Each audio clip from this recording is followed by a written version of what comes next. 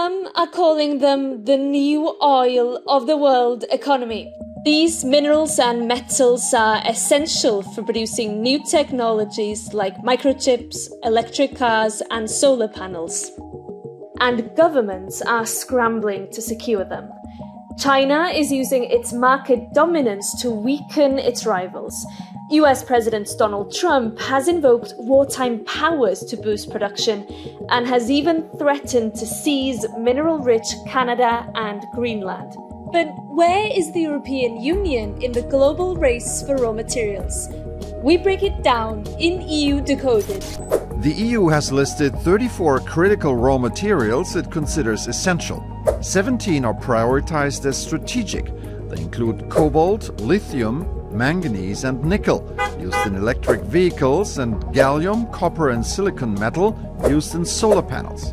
The Critical Raw Materials Act sets targets for the EU to extract 10%, process 40%, and recycle 25% of the strategic materials it consumes by the end of this decade.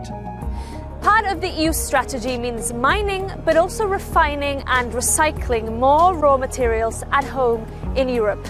The European Commission recently selected 47 new strategic projects in 13 EU countries. But how do Europeans feel about the prospect of mining returning to their backyards? Unabhängigkeit finde ich nicht verkehrt, wenn man in Anbetracht halt der Abhängigkeit, jetzt ist so, glaube ich, auch gerade das Thema mit den Abhängigkeiten von chinesischen Erden und so. Ja, ich befürchte, dass das Bergrecht so gestaltet wird, dass die Gemeinden wenig Einspruchsrecht haben bzw. Mitspracherecht. Und ich meine, Brüssel ist weit weg von irgendeiner kleinen Posemuckel-Gemeinde. Also ich meine, es hört sich danach an, dass vielleicht Arbeitsplätze geschaffen werden können, was gut ist. C'è il fatto che ci sono i cinesi che fanno come gli pare, per cui, ma anche gli stessi americani, poi non parliamo dell'Africa, dei cinesi in Africa, per cui io dico che secondo me smettiamo di farlo perché c'è qualcuno che si sporca le mani per il nostro conto. Io sono d'accordo, però comunque servirebbe una forte campagna di informazione anche da un punto di vista meramente scientifico. Robert Hodgson is our senior energy and environment reporter, and he's been following the Critical Raw Materials Act for Euronews. Robert, thank you for joining us. First, can you tell us why there's such a rush here in Brussels to both mine more at home, but also to diversify Europe's mineral suppliers? Two reasons. First of all, demand for these minerals is rising because they're needed for the energy transition. Modern technology and now weapons is becoming a more significant factor. The other problem that Europe has is that over years they've developed dependencies on other countries for the supply of these things, that not much is produced in Europe. Brussels also is looking further afield. It's been running this diplomatic campaign to strike agreements with various third countries. They say these are like-minded third countries. Is this campaign to strike these deals working? Well, the diplomatic offensive began in 2021 with the signing of a memorandum of understanding with Canada, which I suppose you can quite happily call like-minded. And it's also a powerhouse of minerals production. They've followed with several others. The next one was Ukraine, and that was signed just 6 months before the Russian invasion. Since then, they've built up the number of these MOUs to 14. And they have other countries, including Rwanda, the Democratic Republic of Congo, and it's becoming more evident that there's a problem around the sort of moral questions around whether we should be doing business with a certain country. Rwanda has come into focus recently because the Rwandan military has been supporting rebel groups in the Eastern Democratic Republic of Congo, and there's been credible reports from the UN and NGOs that minerals are being smuggled across the border into Rwanda and then exported to Europe. And these are sort of known as conflict minerals.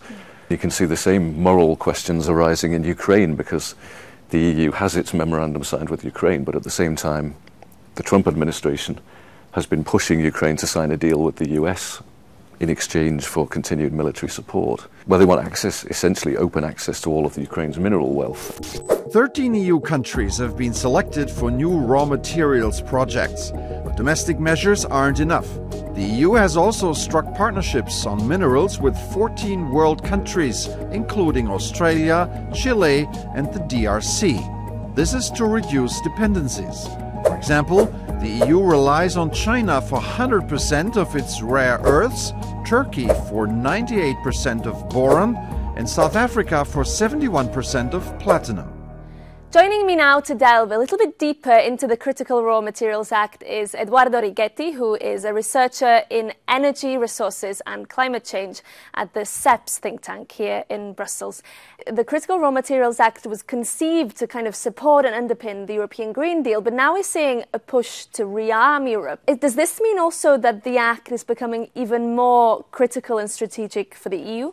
Yeah, it is true that the aerospace and defense sectors also heavily depend on critical materials, applications such as aircrafts or vessels and ammunition, as well as satellites and other space applications, all require materials like rare earths, graphite, cobalt and others. One of the goals of the Act is to actually increase the amount of critical raw materials that the EU recycles by the end of this decade.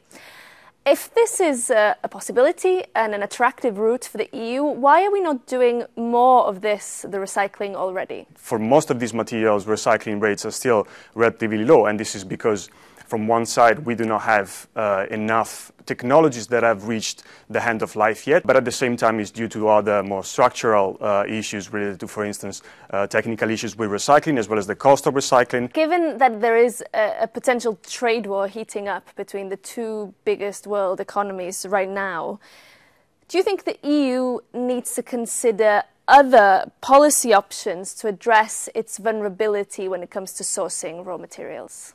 Now, there are several elements within the Act that go in that direction, from the improvement of risk monitoring efforts, including through stress testing, but also the requirements for large companies using these materials. Now, all these elements, together with other medium to long-term strategies, such as setting up partnerships with resource-rich countries, can help mitigate supply risks.